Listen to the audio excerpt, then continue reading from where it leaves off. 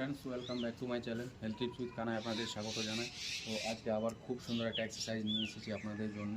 যাদের একসাথে পা হাঁটু ও কোমরে পেন হচ্ছে তাদের জন্য এক্সারসাইজটা দুর্দান্ত এক্সারসাইজ। জাস্ট একটা এক্সারসাইজ দেখাবো, প্রতিদিন করবেন নিয়ম করে, দারুণ উপকার পাবেন। ঠিক আছে, তো ভিডিওটা স্কিপ না করে অবশ্যই দেখুন লাস্ট অবধি। আমি এক্সারসাইজটা কীভাবে দেখাচ্ছি আপনারা।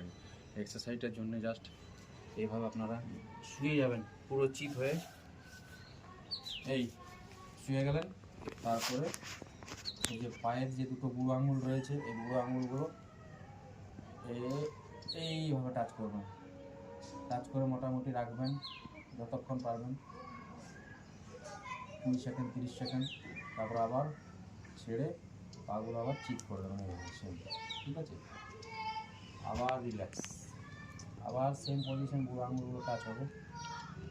এই দেখতে পাচ্ছেন, আবার সেম রিল্যাক্স, আবার সেম।